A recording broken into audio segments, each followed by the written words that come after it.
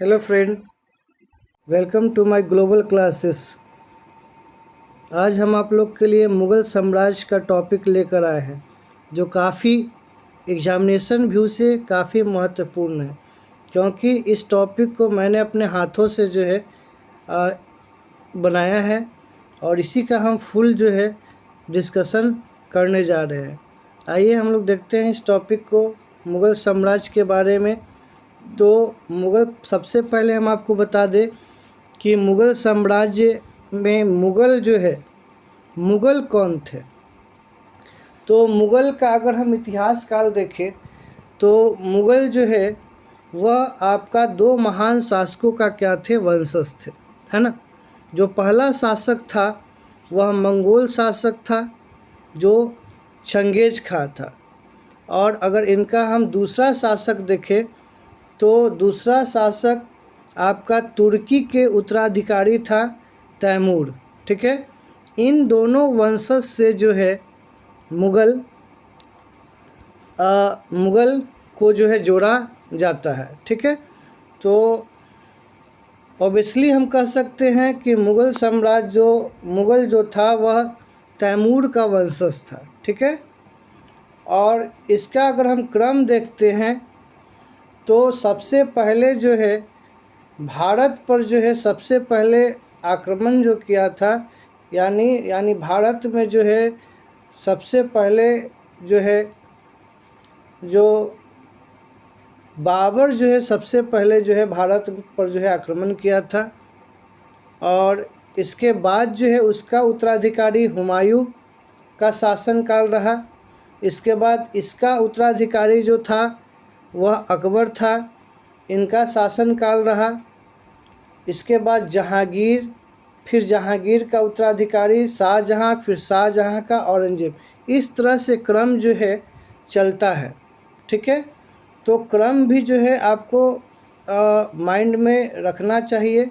कभी कभी questions match वाला आपसे पूछा जा सकता है। ठीक है, कि इसके बाद हम लोग देखेंगे कि इनका जो काल क्रम हम लोग देखेंगे, क्या देखेंगे कि इसका हम लोग देखेंगे काल क्रम, यानी कब से कब तक शासनकाल रहा। ठीक है, तो बाबर का शासनकाल 1526 से 1530 तक रहा। दूसरा हुमायूं का अगर हम शासनकाल देखें तो 1530 से 1540 तक, और फिर 1556 तक, क्योंकि बीच में इनसे राज्य छीन लिया गया था शेर शाह के द्वारा। इसके बाद हम कालक्रम देखते हैं अकबर का, तो अकबर का 1556 से 1605 ईस्वी तक का कालक्रम रहा। और इन्हें मुग़ल साम्राज्य का वास्तविक संस्थापक माना जाता था, क्योंकि मुग़लों के नींव को इन्होंने मजबूत किया था पूरी तरह से। और इन्होंने सभी धर्म को यह लेकर के यह चले थे अपने शासनकाल में। आगे हम इसका एक्सप्लेनेशन किए हुए हैं। और जहांगीर का अगर हम देखते हैं तो 1605 से 1628 ईस्वी तक, और यह बिल्कुल चित्रकला स्थापत्य यानी चित्र बनाने का इनको शौक़ था। और अपने साम्राज्य में इन्होंने चित्रकला स्थापित किया था। शाहजहां 1628 से 1656 तक। और अब जान रहे हैं कि शाहजहां का हर स्टोरी सब लोग जानता है कि ताजमहल मुमताज़ बेगम की मेमोरी में इन्होंने बनाया था। उसके बाद औरंगजेब है, तो 1658 से 1707 तक। यानी ये जितने भी मुग़ल शासक थे, इन्होंने मजबूती के साथ मुग़ल सल्तनत को पूरी मजबूती के साथ अपने शासन को चलाया। लेकिन इनके बाद इनके जो भी उत्तराधिकारी हुए वो धीरे धीरे मुग़लों का क्या होता गया, पतन होता गया उनके कालक्रम के दौरान। ठीक है, तो हम लोग देखते हैं क्या पहला जो है हम लोग को टॉपिक जो पढ़ना है वह पढ़ना है क्या, तो बाबर के बारे में हम लोग को पढ़ना है। बाबर, तो यहाँ हमने बाबर का परिचय दे रखा है कि बाबर का जन्म जो है वह 14 फरवरी आपका 1483 को बाबर का क्या हुआ था, तो जन्म हुआ था। बाबर का जन्म हुआ था 14 फरवरी 1483 को बाबर का जन्म हुआ था। कहाँ पर हुआ था, तो बाबर का जन्म जो है फरगना में हुआ था, यानी वो जो जगह था वह था क्या, ट्रांस ऑक्सियन। हमने इस नोट्स में दे रखा है, देख लीजिएगा। ट्रांस ऑक्सियन में फरगना में इनका जन्म हुआ। इनके पिता का नाम था उमर शेख मिर्ज़ा, माता का नाम था कुतलुग निगार खानम। और अगर हम बात करें बाबर के बारे में, तो लगभग बाबर जो है 1494 ईस्वी में मात्र 12 साल की उम्र में सबसे पहले जो है ये फरगना के उत्तराधिकारी जो है बने। ठीक है, क्योंकि इनके पिता जो थे वह वहाँ कबीलों के क्या थे, सरदार थे। और इनके बाद जो है बाबर 1494 ईस्वी में मात्र कम उम्र में 12 वर्ष की उम्र में सबसे पहले जो है फरगना जो है का क्या बने थे, उत्तराधिकारी बने थे। फरगना का कहें तो शासक बने थे। बिल्कुल एक छोटा सा राज्य था और वहीं पर इनको जो है गद्दी मिला था। ठीक है, इसके बाद जो है बाबर का जो है छोटा सा जो है अभियान हुआ। उसके बाद जो है इन्होंने जो है भारत की तरफ जो है रुख किया। और उस समय जो है दिल्ली में जो है इब्राहिम लोदी का शासन चल रहा था, क्योंकि सिकंदर लोदी की मृत्यु हो गई थी 1517 ईस्वी में। और उसके बाद जो है दिल्ली की गद्दी पर इब्राहिम लोदी क्या किया गया, इब्राहिम लोदी को बैठाया गया था। ठीक है, तो इब्राहिम लोदी को जो है दिल्ली की गद्दी पर बैठा दिया गया था। तो उसी समय जो है बाबर जो है दिल्ली पर जो है कब्जा करने के लिए जो है उसने लगभग आपका 1526 में पानीपत का प्रथम युद्ध हुआ इब्राहिम लोदी और आपका बाबर के साथ। चूँकि इब्राहिम लोदी की सेना काफ़ी ज़्यादा थी, लेकिन इब्राहिम लोदी की सेना जो है वह बाबर की सेना से जो है कि आगे टिक नहीं सकी, क्योंकि बाबर जो है उस समय सबसे पहले जो है तोप का जो है इस युद्ध में क्या किया था, प्रयोग किया था। और गोला बारूद का प्रयोग किया था। और इसको दे भी रखा है हमने नोट्स में कि पानीपत के प्रथम युद्ध में बाबर ने तुलगमा युद्ध पद्धति अपनाया था। और ये क्वेश्चन पूछा भी जाता है कि तुलगमा युद्ध पद्धति जो है बाबर किस युद्ध में अपनाया था, तो पानीपत का प्रथम युद्ध में अपनाया था। ठीक है, तो यहाँ पर जो है आपको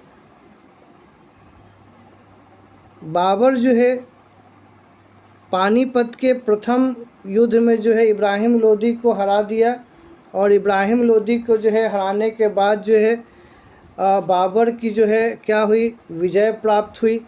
बाबर की जो कुशल सेना जो थी वह दिल्ली पर जो है कब्जा कर ली और उसमें जो है इब्राहिम लोदी की क्या हो गई थी, मृत्यु हो गई थी। इस तरह से पानीपत का जो युद्ध को अगर हम देखते हैं तो भारतीय इतिहास में काफ़ी जो है निर्णायक युद्ध जो है के रूप में जो है माना जाता है ना। पानीपत कहाँ पर था? तो हरियाणा में है ना पानीपत। तो उस युद्ध में जो है बाबर की जीत हुई थी और वहीं से जो है मुग़लों का जो है भारत में यानी दिल्ली में जो है क्या हो गया, स्थापत्य जो है मुग़लों का शुरू हो गया। यानी मुग़ल साम्राज्य की शुरुआत जो है यहीं से शुरू हो गई थी। ठीक है। इसके बाद जो दूसरा युद्ध जो लड़ा गया बाबर के द्वारा वह था खानवा का युद्ध, जो 16 मार्च 1527 ईस्वी को बाबर और राणा संगा के बीच लड़ा गया था। ये याद रखिएगा टॉपिक को, है ना, राणा संगा और बाबर। तीसरा युद्ध जो लड़ा गया वह चंदेरी का युद्ध लड़ा गया। डेट के साथ याद रखना है 29 जनवरी 1528 को। और इस युद्ध को भी बाबर ने क्या किया था, जीता था। तीसरा जो युद्ध था वह चंदेरी का युद्ध अभी बताएं। तीसरा युद्ध जो बाबर और मेदिनी राय के साथ लड़ा गया था। इसके बाद जो है आपका 1520 से 21 में जो है हमने दे रखा भेरा सियालकोट। ठीक है। इसके बाद फिर जो है ये सारे युद्ध जो हैं बाबर के द्वारा क्या किए गए, लड़े गए और धीरे धीरे जो है मुग़ल साम्राज्य की नींव जो है वह मजबूत होती गई बाबर के ही शासनकाल में। ठीक है। नेक्स्ट पॉइंट हम लोग देखते हैं, पढ़ेंगे हम लोग बाबर की आत्मकथा। तो बाबर की आत्मकथा, बाबर ने तुर्की भाषा में अपनी आत्मकथा तुजुक ए बाबरी की रचना की थी। तुजुक ए बाबरी यानी इसमें जो है बाबर जो है कि पूरी जो है हिस्ट्री, मुग़ल काल में बाबर का किस प्रकार से शासन काल रहा, बाबर का इतिहास कैसा था, ये सारे जिक्र जो हैं आपको तुजुक-ए बाबरी में किया गया था। ठीक है। ये बाबर की आत्मकथा, इसको याद रखिएगा, क्वेश्चन पूछा जाता है कि बाबर की आत्मकथा क्या थी। तो तुजुक-ए बाबरी, बाबर ने इसे खुद क्या किया था, रचना किया था, खुद इसे जो है लिखा था तुर्की भाषा में। और 1590 में अब्दुल रहीम खान ने इसका फ़ारसी में अनुवाद किया। बहुत ही वीवीआई पॉइंट है दोस्तों, ये आपको दिमाग में रखना है कि बाबर का जो आत्मकथा था तुजुक-ए बाबरी, इसको फ़ारसी में अनुवाद किसने किया था, तो अब्दुल रहीम खान, याद रखना है। इसके अलावा अगर हम आपको बताएं तो बाबर को फ़ारसी, अरबी, तुर्की भाषा का ज्ञान था। बाबर को ये सारे भाषाओं का क्या था, ज्ञान था। इसके अलावा जो है सड़क मापने के लिए जो है गजे बाबरी का प्रयोग बाबर के शासनकाल में हुआ करता था। सड़क मापने के लिए वो था गजे बाबरी। ठीक है। अगर हम नेक्स्ट पॉइंट देखते हैं तो बाबर के जो है मृत्यु जो है वह 30 दिसंबर 1530 ईस्वी को हो गई थी, है ना। ये याद रखना है कि बाबर की मृत्यु कब हुई थी, तो 30 दिसंबर 1530 को। ठीक है। ये और फिर बाबर का जन्म कब हुआ था वो भी आपको दिमाग में याद रखना है कि 14 फरवरी 1483 को हुआ था। ठीक है, बाबर का जन्म। इसके बाद जो है बाबर के 4 पुत्र थे, हुमायूं थे, कामरान थे, अस्करी और हिंदाल। ये सब बाबर के क्या थे, तो 4 पुत्र थे। ठीक है। और हम आपको यहाँ पर बताए भी हैं। तो बाबर का जो है उत्तराधिकारी की अगर हम बात करें कि बाबर का उत्तराधिकारी जो है वह कौन बना था, तो हुमायूं बना था। बाबर के बाद जो है मुग़ल सत्ता को आगे बढ़ाने वाला जो था वह हुमायूं था। और बाबर जो है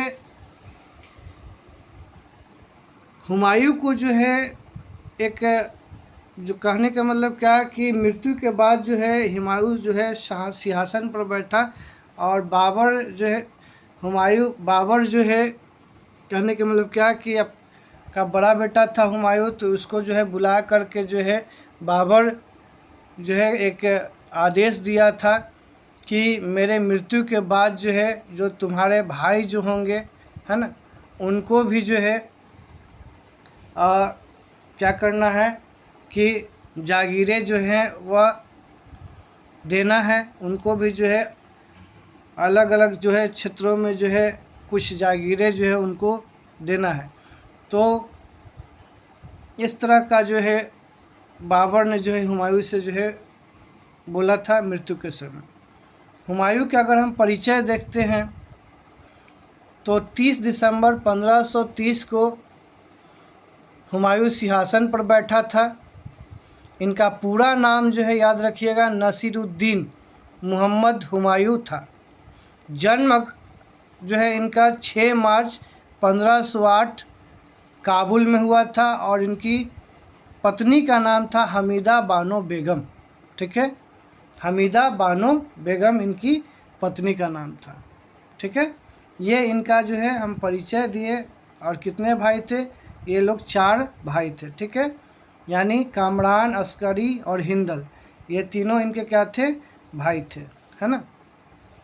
अगर हम बात करते हैं हुमायूं के, तो हुमायूं ने अपने पिता के आदेश के अनुसार, पिता जो आदेश दिए थे, तो पिता के आदेश के अनुसार जो है कामरान को काबुल एवं कंधार, अस्करी को संभल तथा हिंदाल को अलवर की जागीर दी थी। इसके अतिरिक्त जो है इनके जो चचेरे भाई जो थे सुलेमान मिर्ज़ा को बदख्शा की जागीर जो है हुमायूं ने प्रदान की थी। तो अपने पिता के आदेशों का इन्होंने पालन जो है अच्छी तरह से किया, और अपने भाइयों को भी नहीं छोड़ा, उनको भी जो है अलग अलग प्रकार से जो है जागीरें दी। ठीक है, इसके बाद जो है हुमायूं जो है के बारे में अगर पढ़ेंगे तो 1530 में जो है हुमायूं जो है का सबसे पहला जो अभियान रहा वह रहा कालिंजर का अभियान। ठीक है, और जिस समय वहाँ का शासक जो था वह रुद्रदेव था, प्रताप रुद्रदेव। और फिर उन्होंने 1532 में जो है दौड़ाह नामक स्थान पर जो है बिहार को जीतने वाली अफगान सेना को परास्त कर दिया था, और पूर्वी उत्तर प्रदेश में जौनपुर पर जो है अधिकार कर लिया था हुमायूं। ठीक है, तो इस तरह से जो है हुमायूं जो है क्या किया कि पूर्वी भारत में जो है के प्रवेश द्वार जो है का जो है समझिए तो रास्ता जो है इन्हीं ने खुला, यानी इन्हीं के द्वारा खोला गया था। ठीक है, इसके बाद अगर हम बात करें तो शेर खान जो था उस समय अफ़गान सरदारों में सबसे शक्तिशाली माना जाता था। कौन? शेर खान, है ना। और शेर खान जो है हुमायूं के समझौते को जो है स्वीकार नहीं किया था, और वह जो है युद्ध चाहता था। और उस समय जो है काफ़ी ज़्यादा शेरशाह क्या था? मजबूत जो है माना जाता था, काफ़ी बहादुर था शेरशाह। ठीक है,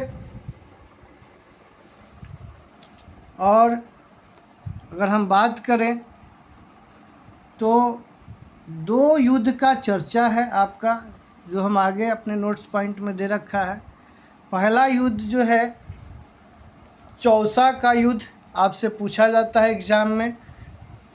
तो चौसा का युद्ध जो है 1539 ईस्वी में हुआ था हुमायूं और शेरशाह के बीच। क्योंकि शेरशाह हम बताए हैं आपको कि अफ़गान सरदार था, और सबसे अधिक क्या था? तो शक्तिशाली शासक माना जाता था, काफ़ी शक्तिशाली था। ठीक है, और जो है हुमायूं जो है यहाँ पर भी जो है बिल्कुल 4 महीने तक जो है घेराबंदी करके रखा था, लेकिन यहाँ अफ़गान शासक जो था शेर खान, वह जो है इनके समझौते को जो है पर सहमत कुछ देर के लिए। कहने का मतलब क्या हुआ कि इनके जो समझौते जो रखे गए उस पर सहमत ये नहीं हुए, ठीक है। और फिर जो है इस तरह से आपका अगर हम कहें तो चौसा का युद्ध आपका जो है 1539 में हुआ, और दूसरा कन्नौज का जो है 1540 में युद्ध हुआ। तो इस तरह से ये दो युद्ध जो है काफ़ी जो है निर्णायक साबित हुए, और इसमें जो है हुमायूं और शेर शाह के बीच क्या हुआ था, युद्ध हुआ था, और जिस दोनों युद्ध में जो है हुमायूं ही क्या हुए थे, पराजित हुए थे। तो याद रखिएगा, क्वेश्चन पूछा जाता है चौसा का युद्ध कब हुआ था, तो 1539 में। किसके बीच हुआ, तो हुमायूं और शेर शाह के बीच हुआ। इसमें कौन पराजित हुआ था, तो हुमायूं पराजित हुआ था। दूसरा युद्ध हुआ था कन्नौज का, जिसको बिलग्राम का युद्ध भी के नाम से भी जानते हैं, 1540 में, हुमायूं और शेर शाह, और हुमायूं इसमें क्या हुआ था, पराजित हुआ था, ठीक है। तो इस तरह से आपका ये दो युद्ध काफ़ी जो है इम्पोर्टेंट रहा, प्रमुख रहा, ठीक है। ये दो युद्ध काफ़ी क्या रहा, तो प्रमुख युद्ध रहा। यानी चौसा का युद्ध जो है आपको हम बताएं 1539 में हुआ था। तो आगरा से हुमायूं की जो है आपको बता दे, तो वहाँ पर शेर खान जो थी वह अपनी मजबूती के साथ जो है स्थिति बनाई हुई थी। कहाँ पर, तो आगरा, ठीक है। और इस तरह से जो है लगभग जो है हुमायूं भी जो है अपना जो है लगभग सेना के साथ जो है क्या किया था, मजबूती के साथ जो है युद्ध में उतरा था, लेकिन शेर शाह के सामने जो है उसे हार का सामना करना पड़ा, ठीक है।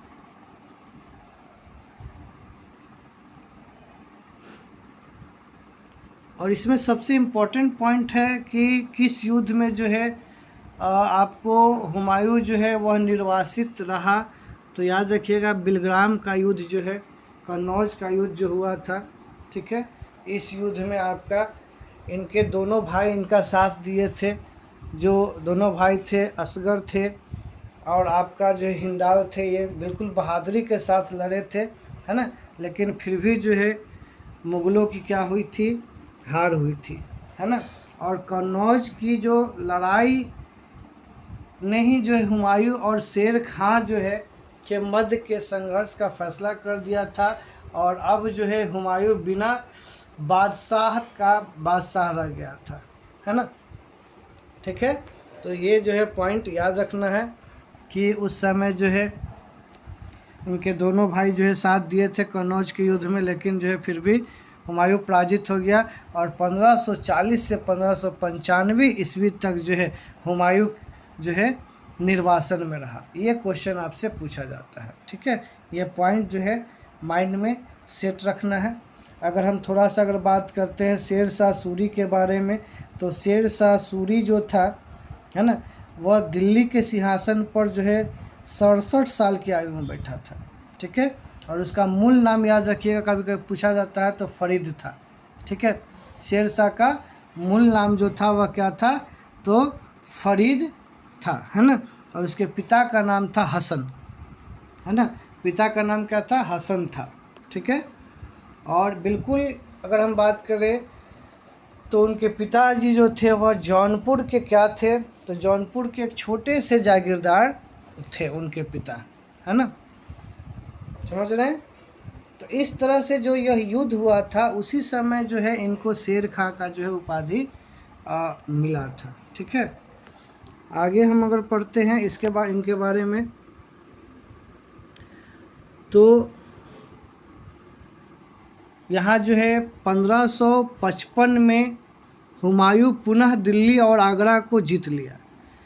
फिर जो है 1540 से 1545 तक लगभग जो है वह शेर शाह का शासन रहा दिल्ली में, और आपको बताए भी थे हम। और फिर जो है 1545 के बाद जो है आपका यहाँ पर इनका जो साथ जो दिए थे वह दिए थे कौन, तो बैरम खां।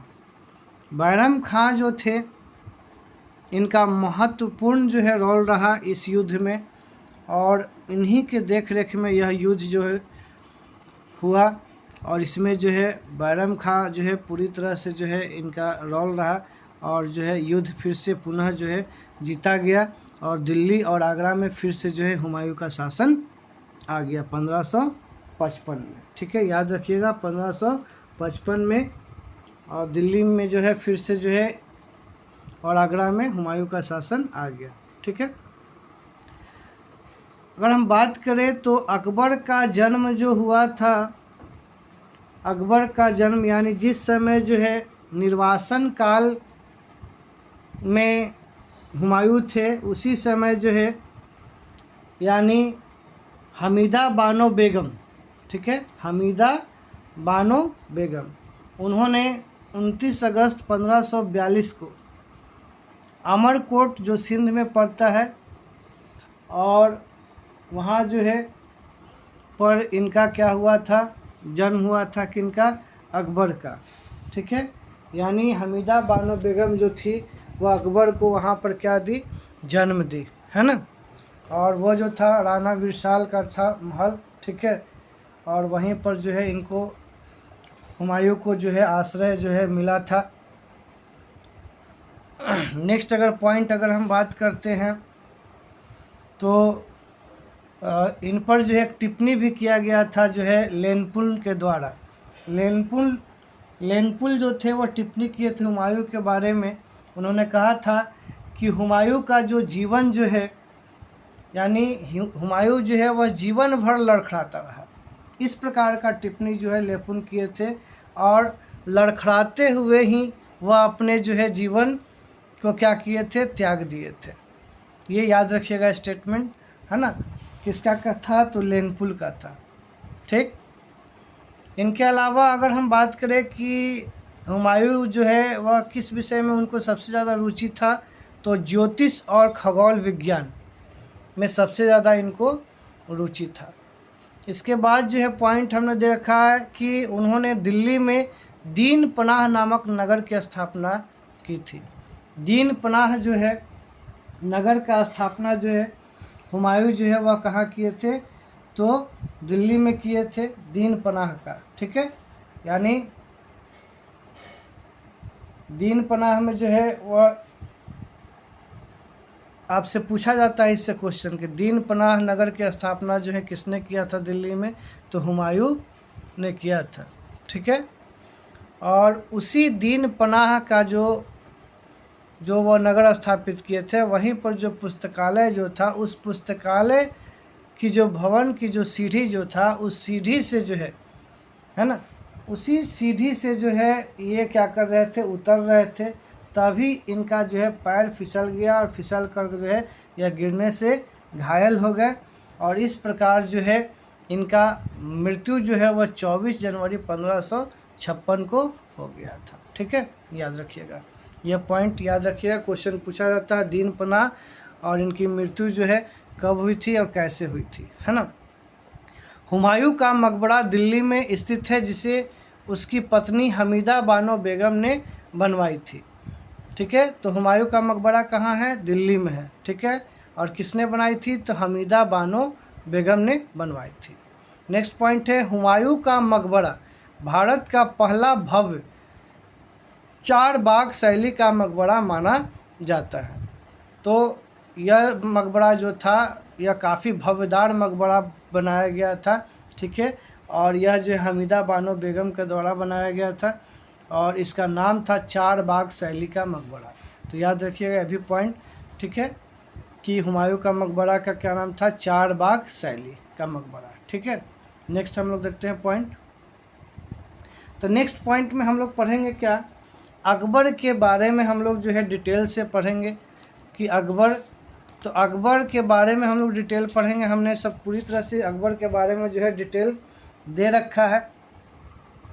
तो अकबर का यहाँ पर सबसे पहले जन्म जो है, तो अकबर का जन्म आपको हम उधर भी बताए थे अभी 15 अक्टूबर 1542 को अमरकोट सिंध में हुआ था। हम बताए थे कि हुमायूं का जो निर्वासित काल जो रहा, निर्वासन का जो समय रहा, तो उस समय जो है हुमायूं जो है वह राणा जो है वीर शाल के महल में जो है उनको जो है पूरी तरह से संरक्षित कर करके रखा गया था, यानी वहीं पर उनको आश्रय दिया गया था, संरक्षण दिया गया था। और उसी निर्वासन के कालक्रम में हमीदा बानो बेगम ने, है ना, अकबर को जन्म दी थी 15 अक्टूबर 1542 को। कहाँ पर दी थी? तो अमरकोट सिंध में। और किसके महल में? तो राणा वीर साल की महल में। ठीक है। इनके पिता का नाम हुमायूं था, माता का नाम हमीदा बानो बेगम था। इनका यह परिचय है। इसके अलावा जो है पिता की मृत्यु के बाद जो है बिल्कुल जो है संरक्षक के तौर पर जो है बैरम खां जो है, यानी बैरम खां इनका क्या थे? संरक्षक थे, है ना। कौन थे? बैरम खां। ठीक है। हुमायूं की जब मृत्यु हो गई थी तो उस समय अकबर जो थे वह पंजाब में थे, है ना, पंजाब के काला नौर में थे, है ना। और अकबर के संरक्षक जो थे वह बैरम खां थे, अकबर के संरक्षक। ठीक है। और दिल्ली में जो है 11 फरवरी को जो है अकबर को सम्राट जो है घोषित कर दिया गया था दिल्ली में। किसके द्वारा? तो बैरम खां के द्वारा। यानी बैरम खां के देख रेख में ही जो है अकबर का जो है पूरा जो है पालन पोषण जो है, और अकबर का जो है जो भी समझिए तो बैरम खां ही इनका क्या थे? पूरी तरह से संरक्षक थे, इनका देख रेख करता थे, है ना। और इनको जो है अकबर जो है खाने खाना की उपाधि और वजीर का पद जो है प्रदान किया था। ठीक है। और बिल्कुल 13 वर्ष की उम्र में जो है अकबर जो है 13 वर्ष की उम्र में अकबर को जो है क्या किया गया था? तो मुग़ल वंश का ताज पहना दिया गया था। 13 वर्ष की उम्र में अकबर को मुग़ल वंश का ताज पहना दिया गया था। ठीक है। ये पॉइंट दिमाग में रखना है ना। कितने उम्र में? तो 13 वर्ष के उम्र में, है ना। और बैरम खां को जो है बादशाह का वजीर बनाया गया था, है ना। और एक उपाधि आपको बताया, खाने खाना की उपाधि जो है से जो है इनको नवाजा गया था। किनको? बैरम खां को। ठीक है। अगर हम बात करते हैं तो उस समय जो है मुग़लों का वास्तविक संस्थापक जो है वह अकबर को माना जाता था, है ना। इनके अलावा जो है यहाँ से क्वेश्चन जो है एग्ज़ाम में पूछे जाते हैं कि अकबर के 9 रत्न। तो अकबर के 9 रत्न में कौन कौन शामिल थे? तो ये याद रखिएगा क्रम वाइज, और इनके बारे में भी थोड़ा बहुत आपको याद रखना है। यहाँ से क्वेश्चन बनते हैं। जैसे अकबर के 9 रत्न जो थे बीरबल थे, और बीरबल का बचपन का नाम था महेश दास, है ना। बीरबल का बचपन का नाम क्या था? तो महेश दास जो थे वह बीरबल के बचपन का नाम था। इसके अलावा आप अगर हम बीरबल के बारे में जानेंगे तो काफ़ी जो है बुद्धिमान थे, है ना। और इनका जन्म जो है 1528 में कालपी के एक ब्राह्मण परिवार में जो है हुआ था। किनका? तो बीरबल का, है ना। और इनका बचपन का नाम था महेश दास था। ठीक है। दूसरा पॉइंट अगर हम देखते हैं तो अबुल फजल जो थे वह अकबर के 9 रत्न में शामिल थे, है ना। और यह जो है सूफ़ी शेख जो थे, सूफ़ी शेख मुबारक के यह पुत्र थे। कौन? अबुल फजल, है ना। सूफ़ी शेख मुबारक के पुत्र थे। कौन? अबुल फजल, है ना। और ये जो थे यह इनका जन्म 1550 में हुआ था। और अकबरनामा और आईने अकबरी 2 बड़े ग्रंथ जो है इन्होंने क्या किया था? लिखा था। तो यहाँ से क्वेश्चन आपको पूछा जाता है।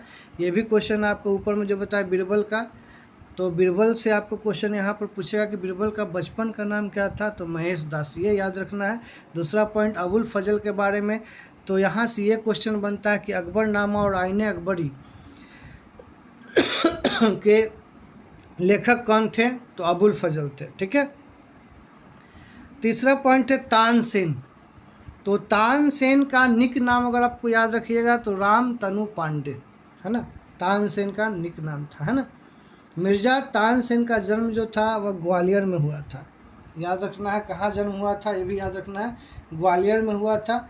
और इसे जो है संगीत सम्राट कहा जाता था। पॉइंट में हमने दे रखा है, संगीत सम्राट के नाम से जो है इनको जाना जाता था।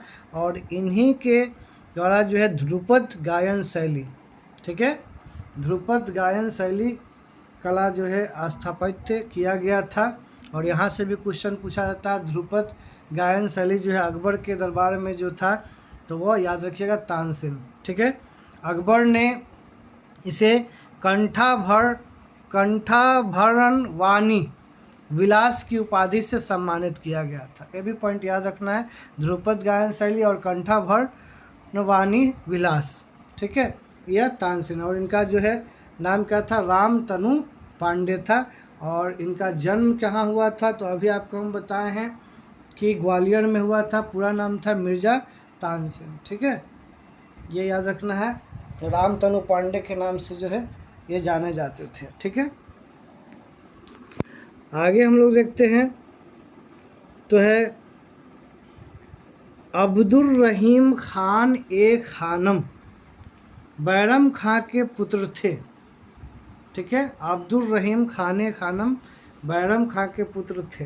यानी बैरम खां की जब बैरम खां को जब मृत्यु हो गई थी, या कहिए तो इनको जो है सरदारों के द्वारा जो है इनकी हत्या कर दी गई थी, क्योंकि इनको जो है अकबर जो है इनको भेज दिए थे, बोले थे कि जो है आप जो है हज करने के लिए चले जाइए, है ना।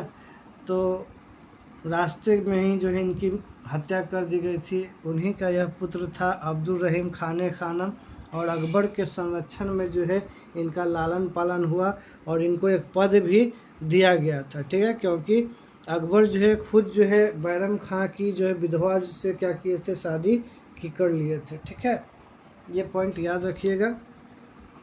और इस प्रकार से जो है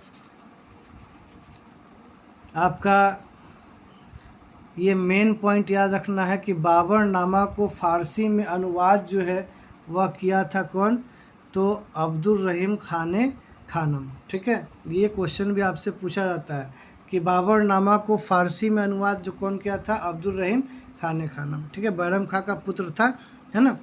और नेक्स्ट पॉइंट है क्या, मान सिंह राजपूत था, ठीक है, क्योंकि अकबर जो है वह राजपूत नीति भी चलाया था। और मान सिंह जो था वह अकबर के दरबार में सेनापति था, है ना, मान सिंह, ठीक है। तो मान सिंह जो था, मान सिंह के बारे में अगर हम लोग देखें तो यह आमेर के राजा भारमेल का पौत्र था, ठीक है, किसका, भारमेल का। और भगवान दास का पुत्र था। हम यहाँ लिखे हुए हैं, देख लीजिए, भगवान दास के पुत्र, ठीक है। तो आमेर जो है, आमेर के राजा जो भारमल था उसका यह क्या था, पौत्र था। और भगवान दास का पुत्र था, ठीक है, कौन, तो आपको मान सिंह, ठीक है, यह दिमाग में रखना है। और अकबर के साम्राज्य विस्तार में जो है इनकी भूमिका सबसे ज़्यादा रही। पॉइंट देखिए हमने दे रखा है, साम्राज्य विस्तार में भूमिका। तो अकबर के साम्राज्य विस्तार में सबसे ज़्यादा जो भूमिका जो है वह मान सिंह का रहा, क्योंकि यह कुशल सेनापति थे, ठीक है।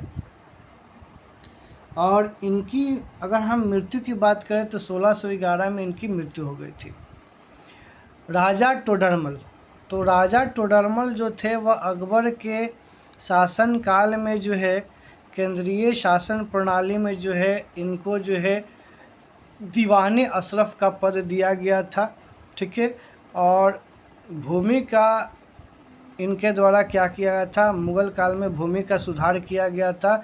और इन्होंने जो है प्रत्येक 10 वर्ष पर जो है इन्होंने कर को क्या किया था, निर्धारित कर दिया गया था, निर्धारित किए थे इन्होंने, है ना।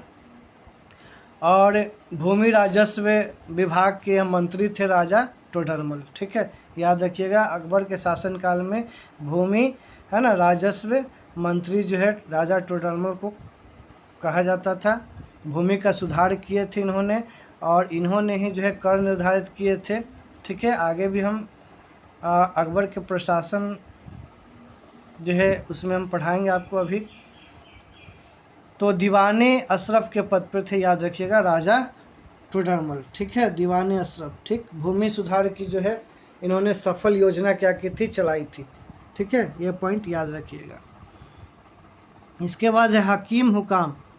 यह जो थे अकबर के काफ़ी विश्वास पात्र मित्र थे। ठीक है, नेक्स्ट पॉइंट देखते हैं। नेक्स्ट पॉइंट है मुल्ला दो प्याजा। ये अकबर के सलाहकार हुआ करते थे और हुमायूं के समय ही ये भारत आए थे। ठीक है, तो ये इनके 9 रत्न थे।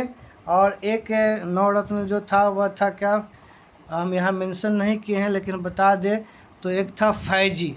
ठीक है, ये अबुल फजल का बड़ा भाई था फैजी, और इन्होंने महाभारत व भगवत गीता का जो है फारसी अनुवाद व अकबरनामा नामक ग्रंथ की रचना किया था। बहुत इम्पोर्टेंट है, हम छोड़ दिए हैं लेकिन आप लोग इसको पॉइंट को नोट कर लीजिएगा। ठीक है, फैजी जो था अबुल फजल का जो है बड़ा भाई था, और इसने जो है क्या किया था, अनुवाद किया था फारसी में, किसको, भगवत गीता को। ठीक है, और महाभारत को। इसके अलावा अकबरनामा की रचना जो है फैजी ने ही किया था। बहुत वीवीआई पॉइंट है, दिमाग में रखिएगा दोस्तों। नेक्स्ट हम लोग पढ़ेंगे अकबर के प्रमुख कार्य। अकबर के ने जो है बहुत सारे जो है सुधार किए अपने शासन काल के दौरान। जो है अकबर ने बहुत सारी सुधारें की, जिसमें इनका प्रमुख सुधार जो है हमने इसको मेंशन कर रखा है। इसको जो है ये हर एग्ज़ाम में यहाँ से एक क्वेश्चन जो है आपको पूछा जाता है, इसलिए इस टॉपिक को जो है माइंड में सेट रखना है कि अकबर का जो है ये पॉइंट को। तो 1562 में याद रखिएगा, दास प्रथा का अंत व हरम दल से मुक्ति। ठीक है, दास प्रथा का अंत और हरम दल से मुक्ति 1562 में। 1563 में याद रखिएगा, तीर्थ यात्रा कर समाप्त किए थे। 1564 में पर्दा शासन का अंत। 1564 में ये याद रखिएगा, जजिया कर की समाप्ति। यहाँ से क्वेश्चन पूछा जाता है, जजिया कर याद रखिएगा, हरम दल और दास प्रथा, तीर्थ यात्रा, ये सब इम्पोर्टेंट है। 1564 में जजिया कर की समाप्ति। 1571 में फतेहपुर सिकरी की स्थापना। ठीक है, फतेहपुर सिकरी की स्थापना किए थे 1571 में, है ना। गुजरात अभियान इन्होंने किया था अकबर उस समय। 1575 में इबादत खाने की स्थापना। 1579 में मजहर की घोषणा। यह भी बीपीएससी TRE 3 में शायद यह क्वेश्चन पूछा गया था। ठीक है, तो 1579 में मजहर की घोषणा किए थे। 1582 में दीने इलाही की घोषणा किए, और 1583 में जो एक नया कैलेंडर शुरू किया गया था, उस कैलेंडर का नाम था इलाही संवत। तो ये सारे जो हैं प्रमुख कार्य जो है यह किया गया था किसके द्वारा, तो अकबर के द्वारा। इसको आप ध्यान में रख के ही एग्ज़ाम में जाइएगा। नेक्स्ट अगर हम देखते हैं तो अकबर का जो है प्रमुख युद्ध जो है, प्रमुख युद्ध के बारे में जो है हम लोग अभी देखते हैं कि अकबर का जो है प्रमुख युद्ध जो है साम्राज्य का जो है प्रारंभिक विस्तार जो है अकबर ने किस प्रकार से किया था। तो सबसे पहले अगर हम बात बता दें तो महत्वपूर्ण जो क्षेत्र जो थे वह जीते गए थे अकबर के द्वारा, है ना।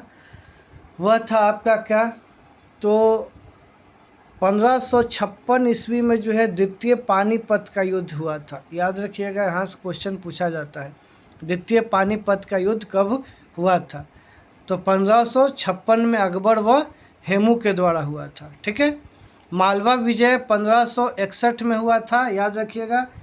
यानी उसमें जो है पहला वाला जो देख रहे हैं द्वितीय पानीपत का युद्ध, यानी इसमें भी अकबर का ही जीत हुआ था।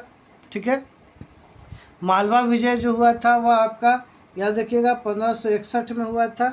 उस समय मालवा का शासक कौन थे, बाज बहादुर थे।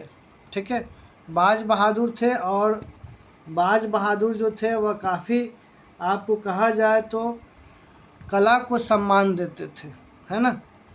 और जो है बताया जाए तो उस समय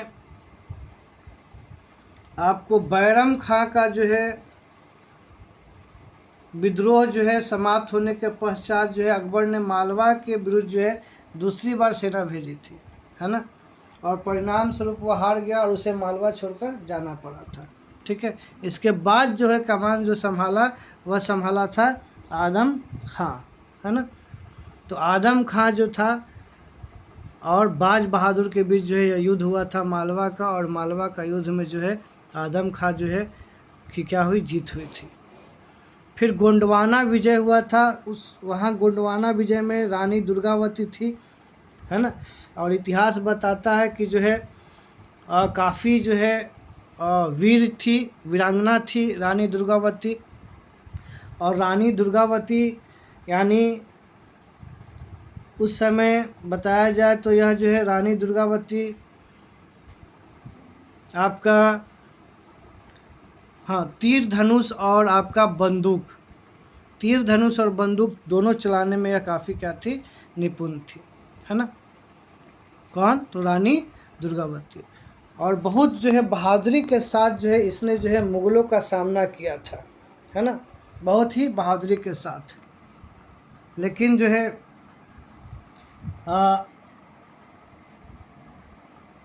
यहाँ उस समय आसफ़ खां को भेजा गया था, लेकिन दोनों के बीच जो है काफ़ी संघर्ष चला। लेकिन अंत में आसफ़ खां जो था वह आसफ़ खां की क्या हुई थी, जीत हुई थी, ठीक है। और उस समय जो है वह रानी दुर्गावती जो थी वह खुद समर्पण नहीं की, बल्कि जो है वह आत्महत्या कर ली थी, है ना। वह जो है अपने आप को जो है वह छुरा घोंप ली थी, है ना। लेकिन मुग़लों के आगे झुकी नहीं थी। उसके बाद फिर जो है चित्तौड़ जो है अभियान चला, मेवाड़ पर आक्रमण किया गया, मुग़ल सेना ने मेवाड़ पर आक्रमण किया था। तो उस समय जो था वह जयमल था, ठीक है। तो 1568 में जो है मुग़लों की सेना ने चित्तौड़ पर विजय हासिल किया था, और उस समय राणा उदय सिंह जो है वह पहाड़ियों में जाकर के छुप बैठा था, ठीक है। इसके बाद सबसे बड़ा अभियान जो है अकबर का रहा वह था गुजरात अभियान। तो गुजरात विजय जो है 1572 से 73 में, और यहीं से क्वेश्चन आपको बनता है बुलंद दरवाज़ा का निर्माण। तो बुलंद दरवाज़ा का निर्माण गुजरात विजय के दौरान ही हुआ था, याद रखिएगा, बहुत इंपॉर्टेंट पॉइंट है ना। ये सब क्वेश्चन यहाँ से बनते हैं। तो बुलंद दरवाज़ा अकबर के द्वारा बनाया गया था, किस अभियान के बाद, तो गुजरात विजय अभियान के बाद। और कहाँ पर, तो फतेहपुर सीकरी में, ठीक है। इसके बाद हल्दी घाटी युद्ध हुआ था, महाराणा प्रताप सिंह और मान सिंह दोनों के बीच हुआ था, है ना। और इसमें जो है मुग़लों की जीत हुई थी और महाराणा प्रताप की हार हुई थी। 1576 में हुआ था, हल्दी घाटी का युद्ध हुआ था 1576 में, ठीक है। ये याद रखना है। हम लोग नेक्स्ट पढ़ेंगे प्रशासन। तो प्रशासन से भी क्वेश्चन जो है एक दो बनता है, इसलिए इसको देख के एग्ज़ाम में जाना है।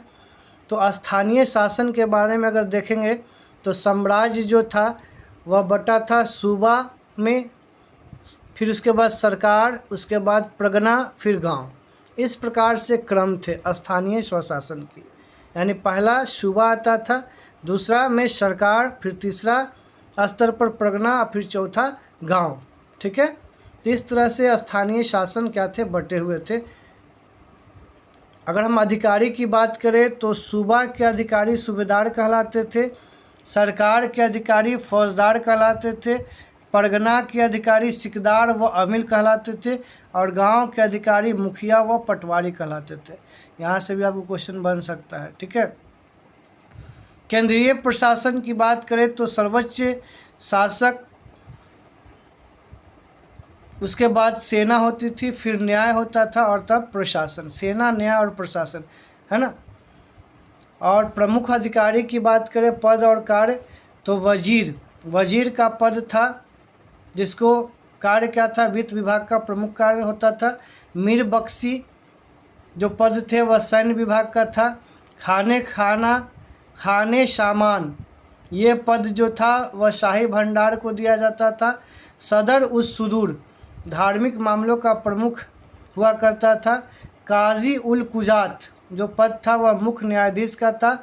और मुहतशिब यह बाजार निरीक्षक हुआ करते थे। ये सब आपको बहुत ही VVI है और मुग़ल प्रशासन से 1-2 क्वेश्चन तो ज़रूर बनता है ना, सभी एग्ज़ामों में। ठीक है, इसका आप खास ख्याल रखिएगा। इसके बाद मनसबदारी व्यवस्था। मनसबदारी व्यवस्था से हाल फिलहाल में आपको देखिए क्वेश्चन पूछा गया था BPSC टीचर वाले एग्ज़ाम में। ठीक है, तो मनसबदारी व्यवस्था जो है अकबर द्वारा प्रारंभ किया गया था। कौन? मनसबदारी व्यवस्था। ठीक है, यह अकबर द्वारा प्रारंभ किया गया था मनसबदारी व्यवस्था। ठीक है, तो साम्राज्य में क्या होते थे, अलग अलग क्षेत्र होते थे। ठीक है, और वैसे मुग़लों ने तरह तरह के सामाजिक समूहों के सदस्य को प्रशासन में नियुक्त करना आरंभ किया था। और शुरू में ज़्यादातर जो थे वह आपको सरदार तुर्की थे, लेकिन जो है धीरे धीरे जो है छोटे छोटे समूह के साथ उन्होंने शासक वर्ग में जो है आपको ईरानीय, भारतीय मुसलमान, अफ़गानों, राजपूतों, मराठों और अन्य समूहों को सम्मिलित किया। और मुग़लों की सेवा में आने वाले नौकरशाह को क्या बोला? तो मनसबदार बोला। ठीक है, तो यहाँ पर हमने भी दे रखा है कि मनसबदार जो है वह मुग़लों की सेवा में आने वाले नौकरशाह हुआ करते थे। ठीक है, यहाँ मनसब का अर्थ क्या होता था? पद या रैंक। ठीक है, मनसबदार को सैन्य व प्रशासनिक कार्य दिए जाते थे। याद रखिएगा, 2 पद होता था, एक जात होता था और एक सवार होता था। जात जो होता था वह व्यक्तिगत पद होता था, यानी पद एवं वेतन का निर्धारण जात की संख्या पर निर्भर करता था। जितनी जात की संख्या ज़्यादा होती थी उतना ही ज़्यादा वेतन होता था और उतना ही ज़्यादा जो है वह सम्मान होता था मुग़लों में। ठीक है, इसके अलावा आपका सवार था, तो यह घुड़सवारी सैनिक हुआ करते थे। सवार यानी घुड़सवार सैनिकों की संख्या जो होती थी वह सवार कहलाती थी। ठीक है, यहाँ हमने नोट पॉइंट दे रखा है, इसको दिमाग में रखिएगा। मनसबदार अपना वेतन राजस्व एकत्रित करने वाली भूमि के रूप में पाते थे, जिन्हें जागीर कहते थे। यानी जो भी मनसबदार हुआ करते थे वह मनसबदार अपना वेतन जो है राजस्व एकत्रित करने वाली भूमि से जो है प्राप्त करते थे। ठीक है, यानी यह बिल्कुल इक्ता के ही समान थी। जिस तरह से जागीरें जो है वह इक्ता होती थी, परंतु अगर बात करें हम तो मनसबदार जो है मुक्तियों से अलग होती थी और अपने जागीरों पर नहीं रहते थे और ना ही जो है उन पर प्रशासन करते थे। उनके पास जो है अपनी जागीरों से केवल राजस्व एकत्रित करने का अधिकार था और यह राजस्व उनके नौकर उनके लिए एकत्रित करते थे, जबकि वे स्वयं देश के किसी अन्य भाग में सेवारत रहते थे। ठीक है, यह पॉइंट दिमाग में रखिएगा। तो यहाँ पर इम्पोर्टेंट क्या हुआ कि मनसबदार अपना वेतन जो है राजस्व एकत्रित करने वाले भूमि से प्राप्त करते थे, जिसे जागीर कहा जाता था और यह इक्ता के समान हुआ करता था। ठीक है, और मनसबदार खुद जो है यह आपका राजस्व जो है नहीं एकत्रित करते थे, बल्कि इनके नौकरशाह किया करते थे। यह जो है देश सेवारत रहते थे, है ना, किसी अन्य भाग में। ठीक है, याद रखिएगा पॉइंट, VVI है। तो इस तरह से मुग़लों द्वारा जो है चलाई गई श्रेणी जो थी वह पद था। ठीक है, पद जो था और रैंक था, है ना। इसके अलावा भू राजस्व अगर हम देखें तो भू राजस्व मंत्री टोडरमल थे और 10 वर्षों की औसत उपज के आधार पर जो है कर निर्धारित किए थे। यानी अकबर के शासनकाल में राजस्व मंत्री टोडरमल हुआ करता था, जो लगभग जो है 10 साल तक, लगभग 1570 से 1580 तक, है ना, कृषि की पैदावार, कीमतों और कृषि भूमि का सावधानी पूर्वक जो है इसने क्या किया? सर्वेक्षण किया। यानी इसने जो है भूमि सुधार जो है सफलतापूर्वक मुग़ल सल्तनत में किया था। ठीक है, भूमि का सुधार। और यहाँ आकलन भी इसने किया, कर निर्धारित किया, है ना, कि प्रत्येक जो है 10 वर्षों की जो कालक्रम जो है उस दौरान जो है उपज जितना होता था उस पर जो है कर निर्धारित किया जाता था। और कर समानता जो है उपज का 1/3 भाग होता था। याद रखिएगा यह पॉइंट, है ना। भूमि के अगर हम प्रकार देखते हैं तो भूमि का प्रकार में पोलज भूमि होती थी जो नियमित खेती होती थी, पड़ौती अस्थायी रूप से छोड़ी गई भूमि, चाचर 3-4 वर्षों से प्रति भूमि कहा जाता था और बंजर अनुपजाऊ भूमि को कहा जाता था।